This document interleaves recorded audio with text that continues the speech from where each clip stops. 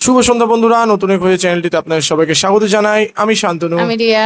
তো তোমাদের রেকমেন্ডেশন অনুযায়ী আমরা আজকে চলে এসেছি মৌলানা তোফাজ্জল হোসেন সাহেবের ওয়াজ দেখবো বলে। এখানে ওয়াজের টাইটেল দরদি মায়ের কান্না, 100% কান্নার ওয়াজ।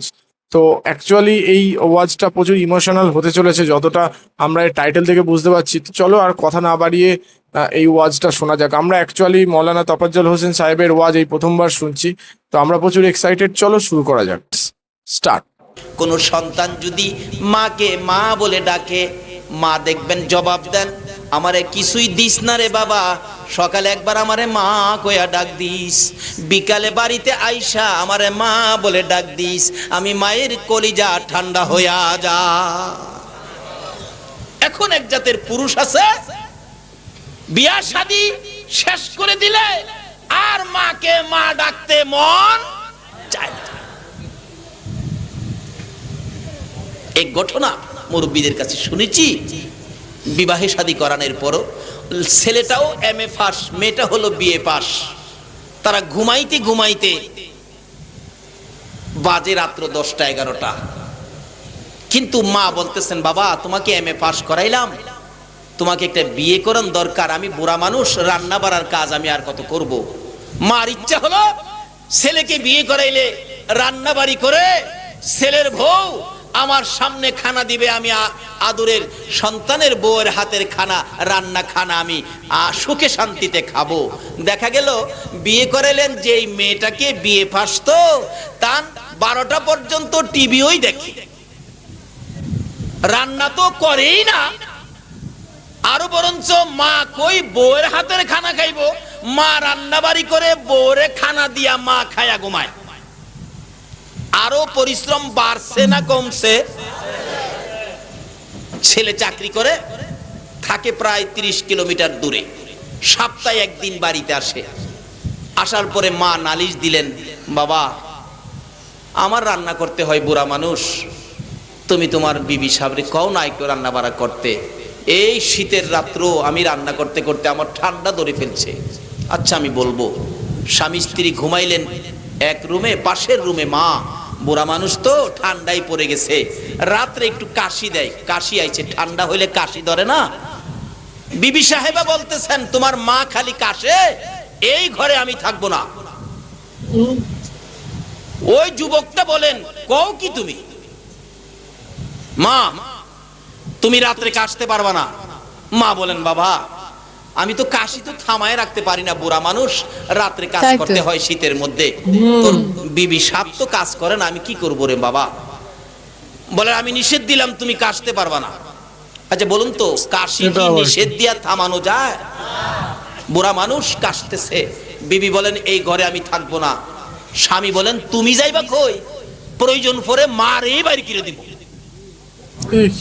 এই জাতীয় বাঙালি আছে কি না বাংলাদেশে?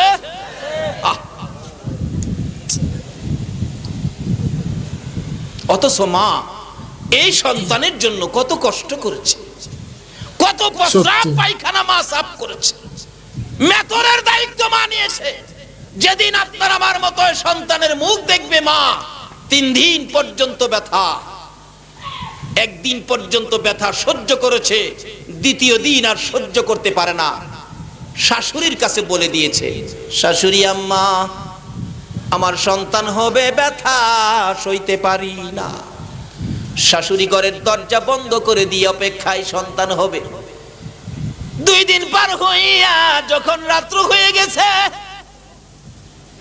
তোমার আমার মা ব্যথায় অস্থির হইয়া ডাকতেছে, মহিলারা রে ব্যথার সহ্য করতে পারি না, ঘরের মধ্যে যদি একটা দাও থাকে, দাওটা আমার হাতে দাও, গলাটা কাইটা আমি মৃত্যুবরণ করি। সহ্য হয় না ব্যথা, জিহ্বা কামড়াইয়া কুচি কুচি করে ফেলেছে। অবশেষে শাশুড়ি বলতেছেন, তোমরা কারা আছো? ঘর থেকে দাও জাতীয় সব বাইরে ফালাইয়া দাও। সারা রাত পার হয়ে গেল, 3 দিনের ব্যথা, তোমার আমার মা মাঝে মাঝে বেহুশ হয়ে যায়। ঘরের মহিলারা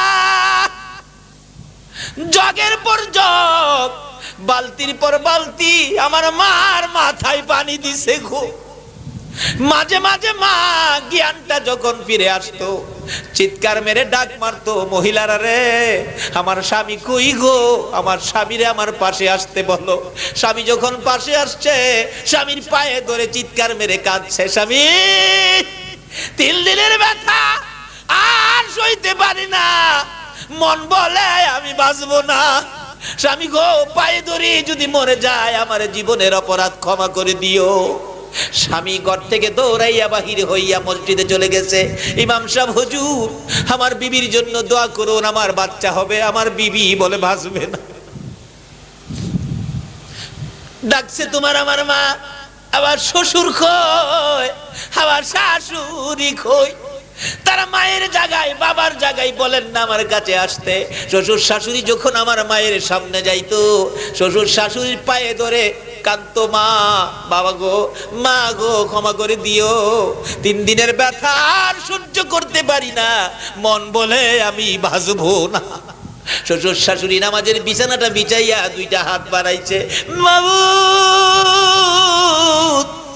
আমার ছেলের বউ কান্দে বাঁচবে না বলে আমরা 2 জনে মিলে হাত বাড়াইয়া ডাকলাম, আমার এই ছেলের বউয়ের হায়াত বাড়াইয়া 2টা 2 জায়গায় করে দাও গো আল্লাহ।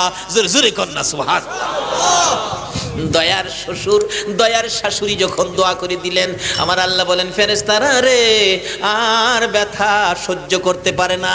এবার দেখ তার শ্বশুর শাশুড়ি আমার জন্য দোয়া করে দিছে। ও মা বোনেরা, শ্বশুরের দোয়া নাও না, শাশুড়ির দোয়া নাও না, তাদের দোয়া তো আল্লাহর দরবারে কবুল হয়ে যায়। আল্লাহ বলেন ও ফেরেশতারা যা জলদি করে যা, বাচ্চাটার মাথাটা উপরের দিকে ছিল, মাথাটা ঘুরাইয়া দে। বাচ্চার মাথা যখন নিচের দিকে ঘুরাইয়া দিছে গো, তোমার আমার মার পেটে থাইকা আমরা পাও 2টা যখন উপরে গেছে, এই 2টা পাও দিয়া আমার কলিজায় ঠাস ঠাস করে লাথি মারছি। মা আবার বেহুশ হয়ে গেছে। মহিলারা মাথায় পানি দিছে, পানি দিয়া গোর বাসাইছে। হঠাৎ করে তোমার আমার মতো একটা সন্তান দুনিয়ায় যখন বেরিয়ে গেছে গো, মা বেহুশ হয়ে পড়ে আছে। আমার আল্লাহ বলেন ফেরেশতারা রে এই বাচ্চাটারে কান্দায়া দে, বাচ্চাটারে কানতে দে। ফেরেশতারা বাচ্চাকে কান্দায়া দিলে, কান্দার আওয়াজ যখন মায়ের কানে লাগছে, তোমার আমার মা সকল ব্যথা বুইলা মার জ্ঞান ফিরা গেছে গো। মা পাগলিনী রক্ত মাখা শরীর লইয়া 2টা হাত বাড়াইছে। তোমরা কারা ঘরের মধ্যে আছো? 3 দিনের ব্যথায় জিহ্বা কামড়াইয়া যে সন্তানের জন্য জিহ্বা কামড়াইয়া শেষ করে দিয়েছি, আমার সন্তানের কান্নার আওয়াজ শোনা যায়। আমি 2টা হাত বাড়াইলাম, দে আমার সন্তান আমার হাতে উঠাইয়া দে। 10 মাস 10 দিনের ব্যথা আমি মা দূর করে দিব। এই দুঃখিনী মাকে কষ্ট দেয়, ঘর থেকে বের করে দিলেন। বলুন মা কষ্ট পাইছেনি? একজনে কইছে পাইছে। আর মনে কারো মা কষ্ট পায় নাই? মাশাআল্লাহ। মা এই কষ্ট আপনাকে আমাকে পেটে নিয়ে মা করছে কিনা বলুন তো?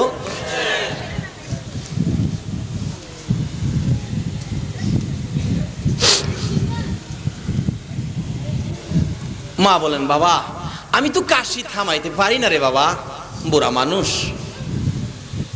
বিবি কয় আমি কাশি শুনলে আমার ঘুম হয় না। বুড়া মানুষ তো কাশতে কাশতে একটু বমি করে দিছে, মানে সব বমি হয় না কাশতে কাশতে। অথচ আমরা যখন ছোট ছিলাম, আমরাও ছোট কালে কাশতে কাশতে বমি করতে চাইলে মা 2টা হাত বাড়াইছে, সন্তানের বমিটা মা হাতের মধ্যে লইছে। আর ওই মা কাশতে কাশতে বমি করে দিছে। তার ছেলের বউ বলে তোমার মা বমি করে, আমি এই ঘরে থাকবো না। ছেলেটা বলেন বিবি মা বমি করে তুমি থাকবা না, তুমি যাইবা কই? তোমার মা যে বমি করে, রাখো মারে বাইর করতেছি। মাকে নিয়া গরুর ঘর আছে না, গরুর ঘর, গরুর ঘরে নিয়ে বিছনা করে দিছে। মা তুমি এখানে থাকো, আমার বিবির ঘুম হয় না। কাজটা কি ভালো করলো না? কি বলেন, কি করলো? এই মারে কষ্ট দিলে নামাজ পড়া লাভ হবে? রোজা রাইখা লাভ হবে? পীরের মুরিদ হইয়া লাভ হবে? পিসাব হইলেও কোনো লাভ। রাত্রে মা কাশতে কাশতে, শীতের রাত্র তো, আরো গরুর ঘরের মধ্যে বাতাস চারদিকের লাখে, কাশতে কাশতে মা বমি করে দিল। এই বমির আওয়াজ শুনে বিবি বলেন, আমি ঘরে থাকবো না, আমি আমার বাড়িতে চলে যাব। ওই ছেলেটা বলতেছেন, বিবি দাঁড়াও, রাত্র এখন গভীর, গভীর রাত্র, এখন তুমি যাইবা কই? আমার মারেই আমি শেষ করে দিব। ছি, বস্তা বাহির করলেন, ছি, ছি, ছি। বস্তা চিনেন না, চাউলের বস্তা, একটা বস্তা বাহির করলেন, রশি লইয়া আমার কাছাকাছি যাইয়া দাঁড়াইছে। মা বলেন, বাবা গো, আমার জন্য কি কাশির ওষুধ নিয়ে আসছো? বাবা, শীতের মধ্যে সহ্য করতে পারি না রে, আমার ওই ঘরের মধ্যে জায়গা দিবেনি, ওষুধ বুঝি নিয়ে আসছো, ওষুধ খাবো, আর আমি কাশি দিব না। মা দুইটা হাত বাড়াইছে ওষুধের জন্য, নিষ্ঠুর সন্তান দুইটা হাত ধরে রশি দিয়া বাঁধতেছে। মা কান্দে, মাবু এই কষ্ট আমি কার জন্য করলাম? সত্যি বাবা যুবক, এই মারে যারা কষ্ট দিবা গো, আমার নবীর শাফায়াত নসিব হবে না। মার দুইটা হাত বাইদা মাকে ধাক্কা মেরে জমিনের মধ্যে ফেলে দিচ্ছে, পাও দুইটা বাঁধছে। বুড়া মানুষ, মহিলা ছোট্ট হয়ে গেছে, পায়ের মধ্যে ধরে বস্তার ভিতরে ভরতে চাইতেছে। নাউজুবিল্লাহ, বস্তার ভিতরে ভরতে চাইতেছে। হঠাৎ করে এক হাতে ধরা ছুটে গেলে মার মাথাটা নিচে ছিল, গার খানি ভেঙে গেছে। মা একটা চিৎকার মারছে, বাবু এ কষ্ট আমি কেমনে সইব গো বাবু। বস্তার ভিতরে ভরে কাদের মধ্যে করে নিয়ে যাইতেছে বহুদূর, জঙ্গলার কিনারে গুরুস্থান, কবরস্থানের কিনারে নিয়ে কবরস্থানের কাছে রাইখা বস্তার থেকে মাকে ফালাইয়া, ঘাটটা ভেঙে গেছে। বস্তাটা লইয়া যখন বাড়ির দিকে রওনা হইছে, মা দুইটা হাত বাড়াইয়া ডাকে, মাবুদ রে, আমার ছেলেটারে সহি সালামতে বাড়ি পৌঁছাইয়া দিও। একটু দূরে যাওয়ার পর জঙ্গলার থেকে শিয়াল বাহির হয়ে গেছে। শিয়াল এসে মায়ের চারিপাশে গুইরা বসেছে, আর পাশে শিয়ালগুলো ডাকতেছে, মা জুড়ে জুড়ে বলতেছে, রে জঙ্গলার শিয়ালের দল, আমার বাবারে খাইস না রে। আল্লাহু আকবার। তোদের যদি পেটে খিদা থাকে, খাইতে যদি মন চায়, আমি মার জীবন শেষ করে দে, আমার কলিজার টুকরা সন্তান রে খাইস না। মাবুদ রে, আমার বাবারে সহি সালামতে বাড়ি পৌঁছাইয়া দা। ওই ছেলেটার কানে যখন আওয়াজটুকুন পৌঁছে গেল, ছেলেটা দাঁড়াইয়া শুনতেছে, শিয়াল আইসা গেছে মায়ের কাছে। মা নিজের জন্য কিছু কয় না, আমার জন্য দি মা দোয়া করতেছে। নিজের শিয়ালকে খাইতে দিল, আমারে খাইতে দেয় না, সহি সালামতে বাড়িতে পৌঁছাইতে চাই। এটা কেমন মা রে? এ মারে ফালাইয়া আমি বাড়িতে যাইতে পারি না। একটা দৌড় মারছে, মার কাছাকাছি যাইয়া দেখে চারটা শিয়াল মার পাশে বসে আছে। দূর থেকে চিৎকার মেরে ডাক মারছে, এরে শিয়ালের দল, আমার মারে খাইস না রে, মারে খাইস না। মার সাথে বেয়াদবি করেছি, অন্যায় করেছি, মায়ের কাছ থেকে ক্ষমাটুকুন নিতে হবে, খাইস না রে, তোদেরকে অনুরোধ করি। এই লোকটার দৌড় দেখে শিয়াল দৌড়াইয়া পালাইছে, মায়ের পায়ের পাশে যাইয়া পড়ে গেছে, মায়ের পায়ে ধরে কাঁদতেছে, মা, মা গো, মা তুমি কেমন মা গো? তোমার জীবন দিতে রাজি, আমার জীবনে কষ্ট হইতে রাজি না। তোমার জীবন দিয়ে আমাকে সহি সালামতে বাড়িতে পৌঁছাইতে চাও গো মা, তুমি আমার কেমন মা? মা ভুল করেছি, আগে বুঝতে পারি নাই, তোমার পায়ে ধরেছি। মা সন্তানের ডাক শুনতেছে, কিন্তু সন্তানের চেহারাটা ঘাড় ঘুরাইয়া দেখতে পারতেছে না, ঘাড় ভেঙে গেছে। মা ডাকতেছে, বাবা গো, আমার সামনের দিকে আসো, পায়ে ধরতে হবে না রে বাবা, আমার সামনে আইসা আমার একটা মা কইয়া ডাক দে, আমি মায়ের সকল ব্যথা দূর হইয়া যাইব। মা বাবারে যারা কষ্ট দিয়েছো, ওয়াজ শুনে লাভ হবে না, ওয়াজ করাইয়া লাভ হবে না, নামাজ পড়ে লাভ হবে না, রোজা করে লাভ হবে না, পীর সাহেব হয়ে লাভ হবে না, মুরিদ হয়ে লাভ হবে না। মুফতি, মুহাদ্দিস, মুফাসসির, মক্কা মদিনার ইমাম সাহেব যদি হও, এই মা বাবারে কষ্ট দিলে কোনো লাভ হবে না। সত্যি ওনার ওয়াজ আমি আগে শুনিনি, আমরা দুজনেই প্রথমবার শুনলাম। আর ভীষণ ভালো লাগলো আমাদের ওয়াজটা শুনে, যে একটা মা, প্রচুর ইমোশনাল ছিল। হ্যাঁ, একটা মা কি করে তার সন্তানকে জন্ম দিতে গিয়ে কত কষ্ট সহ্য করে, তারপর তাকে লালন পালন করতে কত কষ্ট করে, মানে মলমূত্র থেকে বমি থেকে সবই পরিষ্কার করতে হয়, কিন্তু তারপর হয়তো কোনো তার সন্তান যে কোনো কারণবশত মাকে যখন কষ্ট দেয়, তার কোনো কিছুতেই মানে সে যতই নামাজ পড়ুক, যতই সে ওয়াজ করাক না কেন, ওয়াজ করুক, সে মক্কায় পীর হয়ে যাক না কেন, তাও তার কোনো লাভ হয় না যদি বাবা মাকে কষ্ট দেওয়া হয়। সত্যি মানে এই ওয়াজটা প্রচুর ইমোশনাল ছিল।